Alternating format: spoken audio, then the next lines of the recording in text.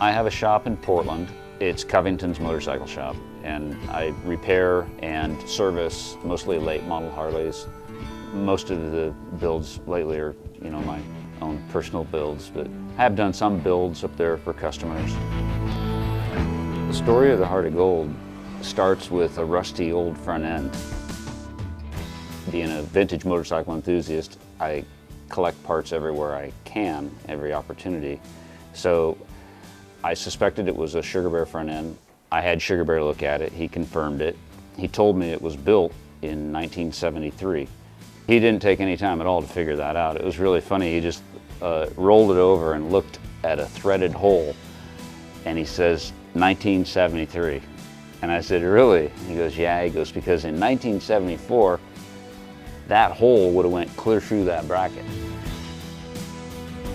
And he wanted to do the restoration for me on this front end.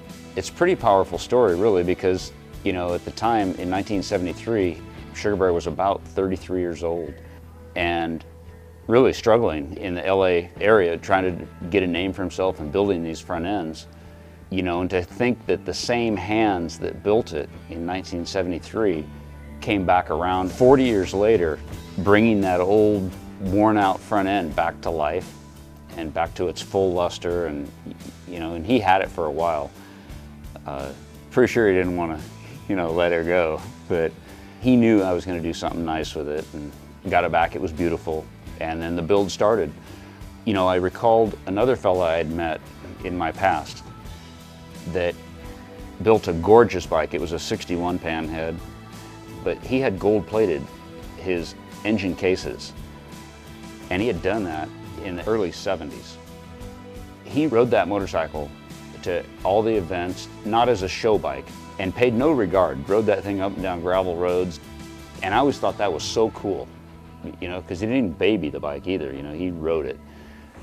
Well, it was so beautiful and warm, that engine that he had done, even though the gold was all, blistered and tattered and gravel splattered, but it was still beautiful. And I thought, that's what I'm going to do.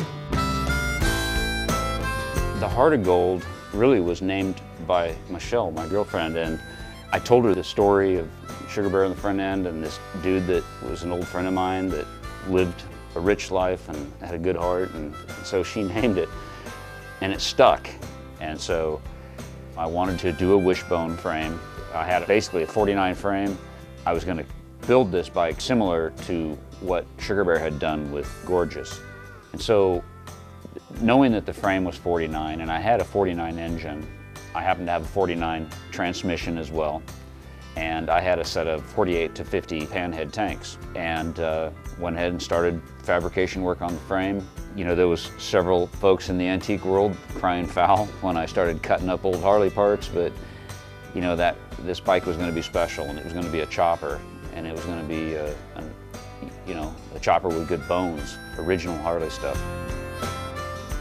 To cut the frame apart, I had to straighten the twisted cradle, raked the neck to 42 degrees, added 6 inches in the down tubes, 3 inches in the backbone, and then I pushed the axle plates, or the rear section of the bike, back by 2 inches, lengthening the bike. I took those 49 tanks and sectioned them, decided to put a shallow tunnel and to set it down over the backbone a little bit. At that point, I knew it was going to be a skinny bike, a long bike, like a runway model. This thing was long and beautiful. I went through the engine, got things reconditioned, balanced, resized, bored, rebuilt it, went through the transmission, rebuilt that, went ahead and had my plating work done, the 24 karat gold plating on the engine. The carburetor's even gold plated, that's kind of cool. Used a wine cork for the air cleaner in the center. That's sort of a neat deal.